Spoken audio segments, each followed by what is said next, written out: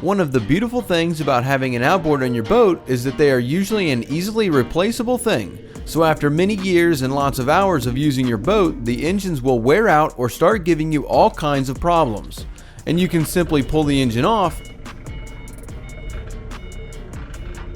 put a different engine on, and voila, you are back on the water and your boat is once again a joy for you to own, making an engine repower an extremely common thing these days.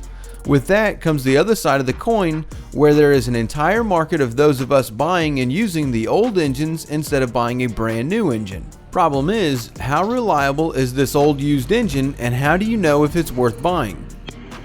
Well, there is an extremely easy way to figure this out, and you can actually start and run the engine without having it hooked up to the boat. Of course, seeing that there are different outboard manufacturers, each will have a slightly different way of doing this, but it is possible with each one. Now, if you are looking at buying a used outboard, there are a couple of things that you are going to want to know about. You are going to want to know how many hours are on the engine.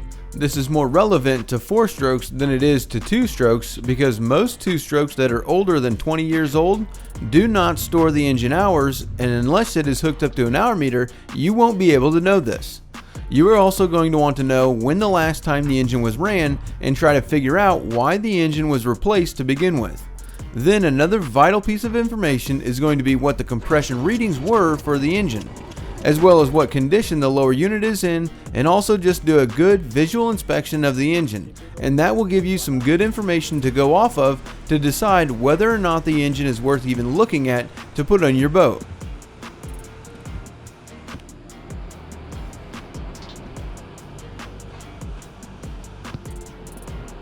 Now, there are links to other videos and articles in the description that we have to show you exactly how and what to do for how to check the engine hours,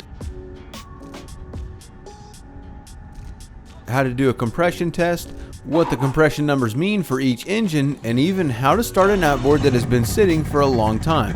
That way, depending on what your situation is, we've got you covered with all the information that you need. So when it comes to actually starting the engine, we're going to need 3 main things. The first thing is going to be power. We're going to need either a juiced up jump pack or a known good battery with some power cables or jumper cables that we can hook up to the engine to allow the engine to have power.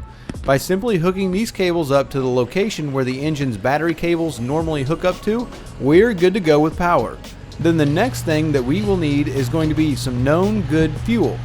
This is where that information on when the last time the engine was ran comes in. If the thing hasn't ran in say 5 years, then you don't want to turn those fuel pumps on and shoot all of that 5-year-old gummy fuel into the fuel injectors and then have that to deal with.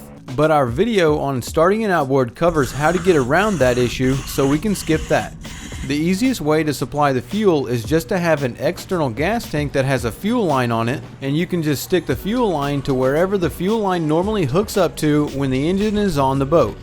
Usually it's either a fuel filter or a connector right near where the rigging comes into the engine, and this brings us to our last issue, where we are going to have the most confusion depending on which brand and type of engine you are dealing with. And this is how do we tell the engine or make the engine think that you either have the key switch on and the lanyard hooked up, or you are trying to turn the key switch to start the engine. We'll start with the main dividing line among most of the engines, and that is whether or not you are dealing with a digital engine or a mechanical engine. On mechanical engines, these are usually the easier engines to get going. That is because of the way the lanyard and the key switch operates for them.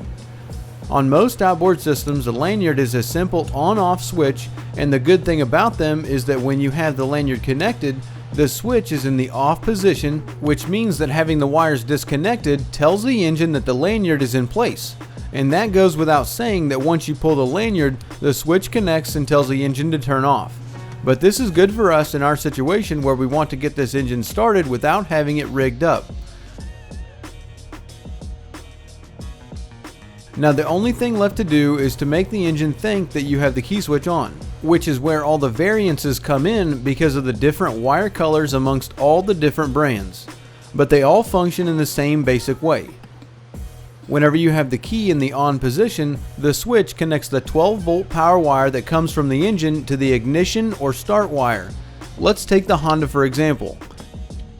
You can find these circuit diagrams online for whichever engine that you have, but this shows you the breakdown of the functions of the key switch. So it gives you the wire color and the position here.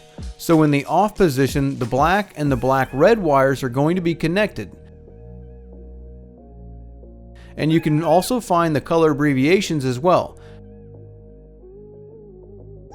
because they are all different. Like for here, the Honda has BU for blue, and then Suzuki has BL for blue, and then Yamaha uses L for blue.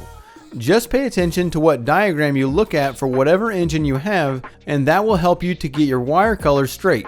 Now whenever the key is in the on position, the white-black and the black-yellow wires are connected. That lets the engine know that the key is in the on position. Some other wire colors for the on position are going to be the white and gray for Suzuki. Then for Yamaha, we've got red and yellow. For Evinrude or Johnson, it's going to be red purple and the purple. And for Mercury, you've got the red and yellow red. Something you should also know whenever you see a wire color like black yellow or yellow red, generally this means that the first color is the actual color of the wire and the second color is going to be the tracer color or the color of the stripe or the dotted line. You can see that whenever you get to the start position, all the key switches just connect the 3 wires together, and some keys that have an accessory switch like on a Mercury, they will basically connect 4 wires together at the same time.